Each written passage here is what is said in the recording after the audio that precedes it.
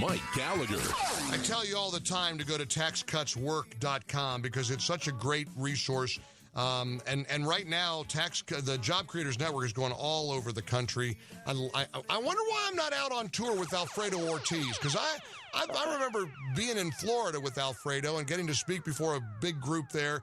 I love Job Creators Network. There's great news to talk about today. Alfredo, welcome back. Why? What am I, chicken liver here? Why haven't I been out with you guys lately? I was going to say the same. I was like, Mike doesn't write. He doesn't call me anymore. I mean, what's going on here?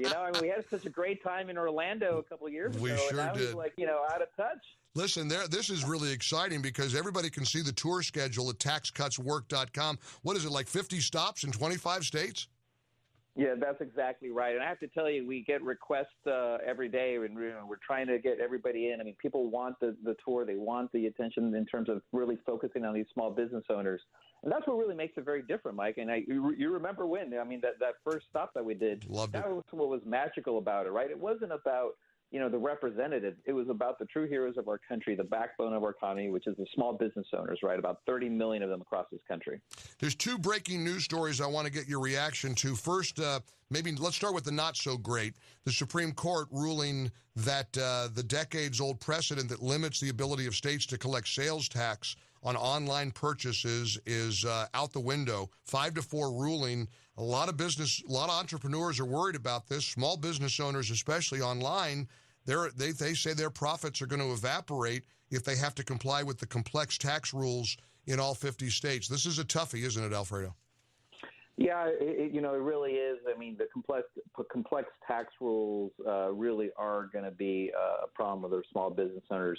I mean, I would have loved for there to be some kind of a cutout, carve out for small businesses in some way, shape, or form, because that is truly complex, and I wish I had a good answer for that one, Mike, but that one's going to be a challenge for us. No, it is a challenge, but let's balance that with some really good news. The number of Americans filing applications for new unemployment benefits fell for the fourth straight week in mid-June. These job numbers, the Labor Department announcing today, U.S. jobless claims falling for the fourth consecutive week. Alfredo, this is great news. Well, and this, Mike, is what we're seeing over and over again, right? The economy is growing. It's robust now. I mean, the goal of really getting us back on track.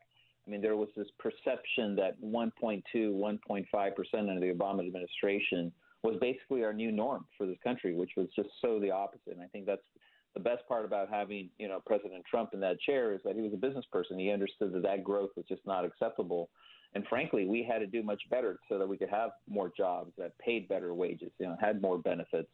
And he's understood that all too well, and he's quite frankly just delivering across the board for our small business owners. I mean, I like to call him kind of right now the trifecta of wins for small businesses in terms of what they're doing, because they've addressed, the red tape issues, they've addressed the high tax issues, and frankly now with what just happened this week, Mike, which I'm not sure if we'll have a chance to talk about, but the rollout of the association health plan. That's three major things for our small business owners that this administration has nailed literally in a matter of months. Well, and I've seen you quoted as saying that this is what we expect from a president who's a businessman. There are many reasons why even Democrats and independents voted for President Trump. I truly believe, talking to entrepreneurs every day the way I do and connecting with them the way you do, a lot of people voted for him because they like the idea of somebody who has met a payroll, not a politician, not a lawyer, a guy running a big company, understands the plight of business owners in America, right? Yeah, absolutely, Mike. And literally, as another kind of breaking news piece, which I'm sure you just saw come across your table there, which is kind of this consolidation or potential merger of the two huge departments of labor and education. Right. I mean, that's another huge piece of news. Because when you think about bureaucracy overall and red tape and what that means for small business owners, I mean, having just a sprawling federal government and bureaucracy is just the worst thing for an economy. I mean, the regulations alone, I think, what was the latest estimate that it was costing? It's like $1.5 trillion right. To the economy. I mean, that's just ridiculous. I mean, just take 10% of that, and you already have a major infusion of cash into the economy. And so this administration has just done a tremendous job on this. I look at the numbers, the economy growing at 4%, 3 million jobs created, over 3 million. I mean, right now, the biggest problem for small business owners is that there aren't enough workers to fill the jobs. Nice problem to have. The president last night even saying at the rally in Duluth, we want immigration. We want immigrants to come to this country. We need workers. We want people to prosper in the greatest country in the world. But they got to do it legally. They got to go through the process. They got to come through the ports of entry. But these are nice problems to have, right? Well, we definitely need a broader skilled labor force, Mike. I mean, that's the one thing I'm hearing from small business owners across multiple industries across the country. Again, a great problem, because what does that mean when you have tighter labor forces? It also means that you got wages going up, right? Which is what we've always said from day one. When you have limited government, you let the government basically get out of the way and let business people do what they do, which is grow their businesses. Wages do grow with that.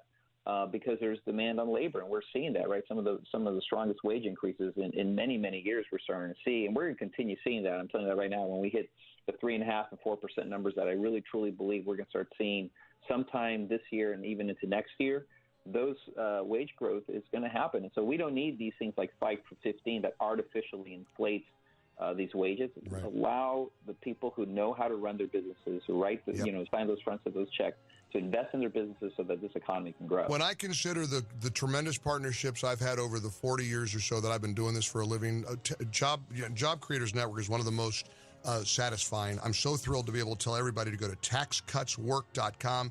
You keep fighting the good fight, Alfredo Ortiz. Great having you on the program, my friend. Taxcutswork.com.